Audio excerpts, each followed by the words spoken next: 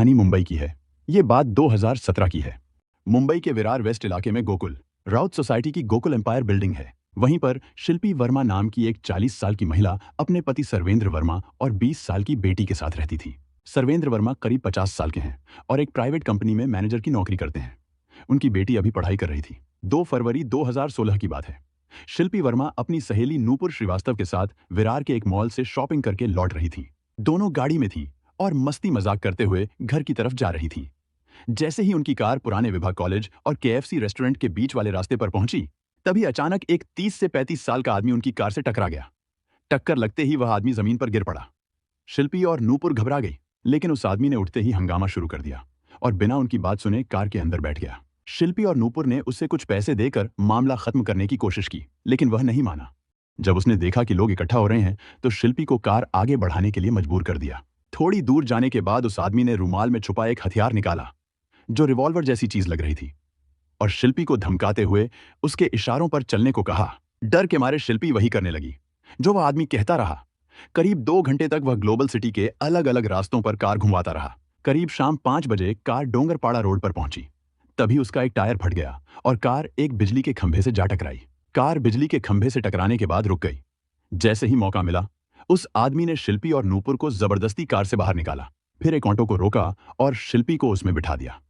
नूपुर को वह इतनी जोर से धक्का देकर हटाया कि वह जमीन पर गिर पड़ी।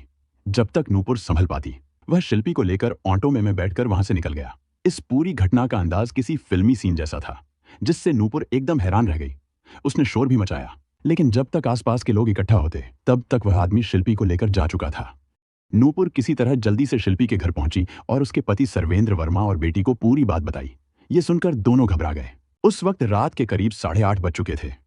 तीनों लोग बिना देर किए नजदीकी थाना आगासी अरनाला पहुंचे और वहां मौजूद असिस्टेंट इंस्पेक्टर संदीप शिवले को पूरे घटनाक्रम की जानकारी दी। क्योंकि मामला एक प्रतिष्ठित और संभ्रांत परिवार की महिला के अपहरण का था, इसलिए पुलिस ने भी इसे गंभीरता से लिया। संदीप शिवले ने तुरंत एएसपी शारदा राउत, एएसपी श्रीकृष्ण कोकाटे और डीएसपी नरसिंह भोसते को सूचना दी। साथ ही पुलिस कंट्रोल रूम को अलर्ट किया। थाने में मौजूद सभी स्टाफ को मामले की जांच में लगा दिया गया।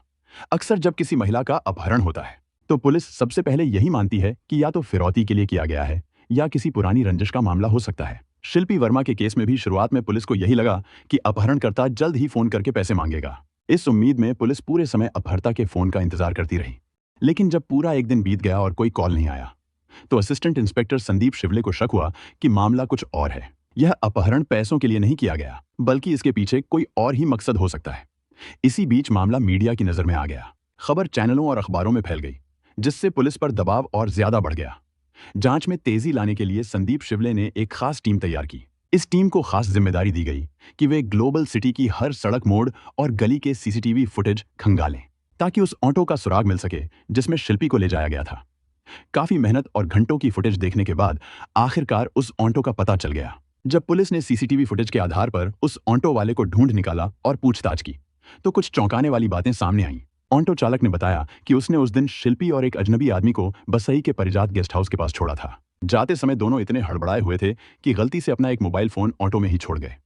ऑटो वाले ने ईमानदारी से बताया कि उसने वह फोन उठा लिया था और उसमें अपनी सिम डालकर इस्तेमाल करने लगा था, बिना यह जाने कि फोन किसी अपराध से जुड़ा हो सकता है।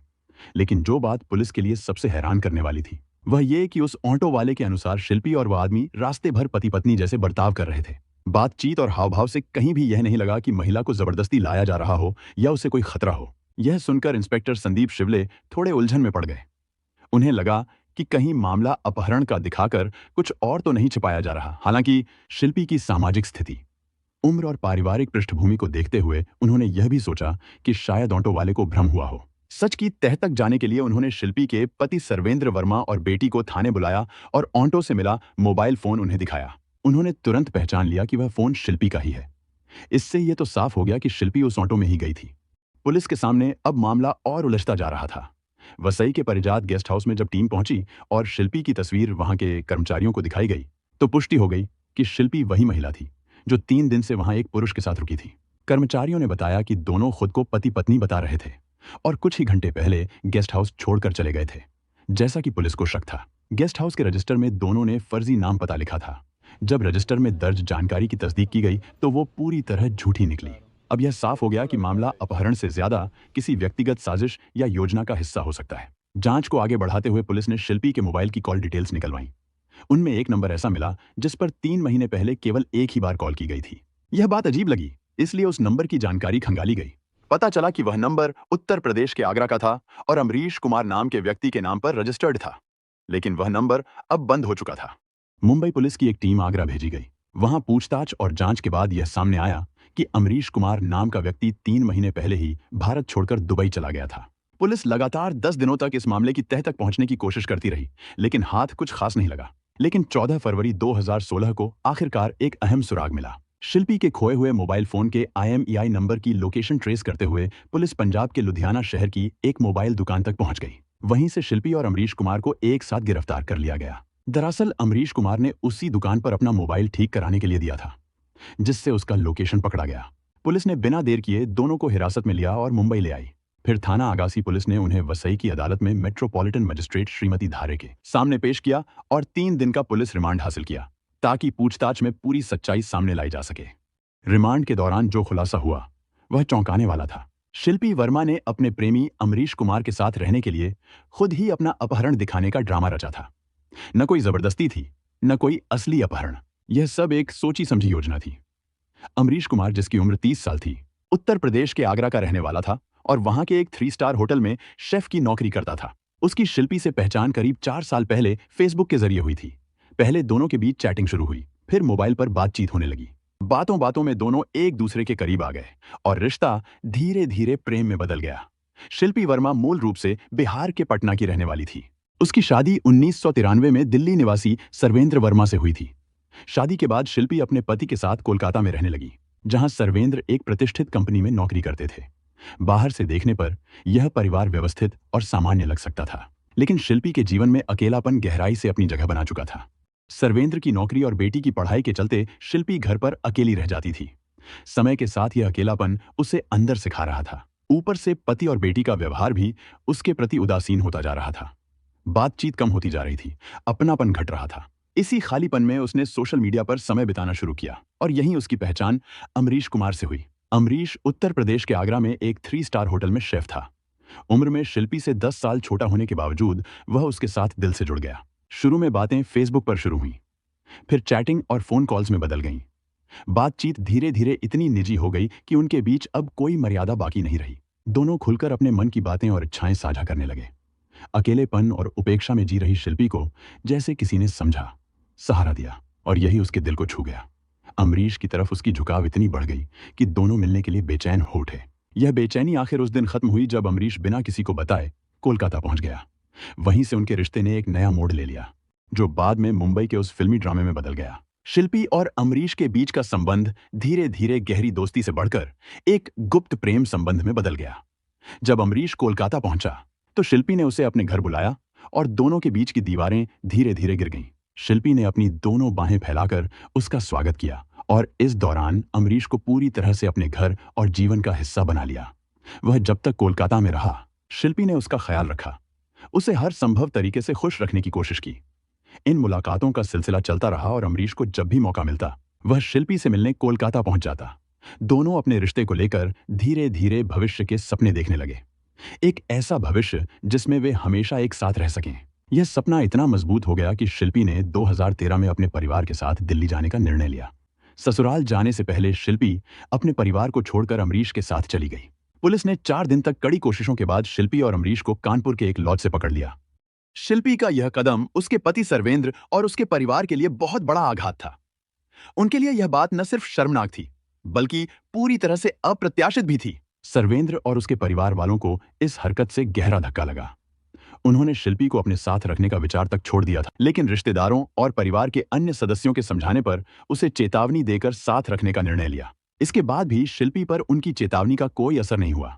वह अमरीश से जुड़ी अपनी भावनाओं को आसानी से नहीं छोड़ पाई और मौका मिलते ही उसे फोन पर लगातार बात करती रही। शिल्पी की हरकतों से परेशान होकर सर्वेंद्र ने 2015 में अपना ट्रांसफर मुंबई करवा लिया। मुंबई में उन्हें विरार के नवनिर्माण ग्लोबल सिटी में एक शानदार फ्लैट मिल गया। साथ ही आने जाने के लिए कार भी उपलब्ध हो गई। हर सुख सुविधा के बावजूद शिल्पी का मन शांत नहीं हुआ।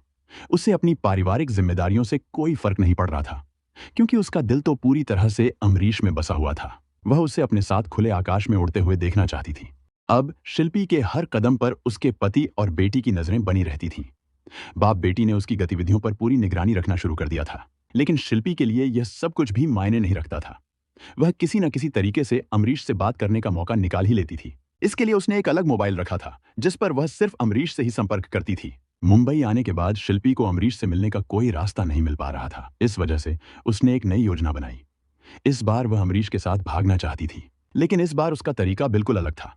वह चाहती थी कि वह इस बार इस तरह से भागे कि न केवल उसके परिवार वाले बल्कि पुलिस भी उनके तक न पहुंच सके। यही वजह थी कि उसने भागने की योजना को अपहरण के ड्रामे में बदल दिया। हालांकि इस बार भी उसकी योजना विफल हो गई। पुलिस ने शिल्पी को फिर से पकड़ लिया और वह इस बार भी मोबाइल नंबर के माध्यम से ट्रेस हो गई, जिससे उसकी सारी सच्चाई सामने आ गई। अमरीश ने शिल्पी के साथ भागने की योजना को सफल बनाने के लिए 3 महीने पहले अपना घर छोड़ दिया और यह बहाना बना लिया कि उसे दुबई में नौकरी मिल गई है। इस झूठ के साथ वह पंजाब के लुधियाना चला गया, जहां उसने शेफ के तौर पर एक रेस्टोरेंट में काम करना शुरू किया। लुधियाना में अपनी नई जिंदगी की शुरुआत करने के बाद वह शिल्पी को भगाने की तैयारी में जुट गया। शिल्पी ने अपनी घर वालों से बचने के लिए सीधे भागने का रास्ता नहीं अपनाया, बल्कि उसने अपहरण का एक ड्रामा रचा। यह योजना पूरी तरह से सोच समझकर बनाई गई थी, ताकि कोई शक न हो और वह आसानी से अपने प्रेमी अमरीश के साथ भाग सके। 30 जनवरी को अमरीश लुधियाना से मुंबई पहुंचा और दोनों ने मिलकर अपने भागने की योजना को अंतिम रूप दिया। लेकिन 3 महीने पहले की एक गलती, जब शिल्पी ने अपना मोबाइल नंबर और अन्य संकेत छोड़े थे, वह गलती अब उनकी गिरफ्तारी का कारण बन गई। पुलिस ने नंबरों का पीछा करते हुए उन्हें पकड़ लिया। हालांकि शिल्पी और अमरीश कुमार पर किसी ने भी कोई हिंसा नहीं की थी और वे दोनों बालिग थे, इसलिए उनका अपराध सिर्फ गुमराह करने और पुलिस की कार्रवाई में बाधा डालने तक सीमित था। इसलिए पुलिस ने केवल शिल्पी के खिलाफ मामला दर्ज किया, क्योंकि उसने अपहरण का ड्रामा रचा था। अमरीश पर कोई गंभीर आरोप नहीं था, लेकिन शिल्पी को कानून से बचने का कोई रास्ता नहीं मिला। दोनों को गिरफ्तार कर लिया गया, लेकिन चूंकि उनका अपराध जमानती था, इसलिए उन्हें जल्दी ही जमानत मिल गई। जमानत मिलने के बाद शिल्पी ने अपने पति सर्वेंद्र वर्मा के साथ जाने से मना कर दिया और अमरीश से शादी करके उसके साथ रहना शुरू कर दिया। यह घटना न केवल शिल्पी और उसके परिवार के लिए एक बड़ा झटका बनी, बल्कि यह समाज के लिए भी एक चौंकाने वाला उदाहरण साबित हुई। उसकी किस तरह कुछ लोग व्यक्तिगत इच्छाओं को पूरा करने के लिए परिवार और समाज की सीमाओं को पार कर जाते हैं।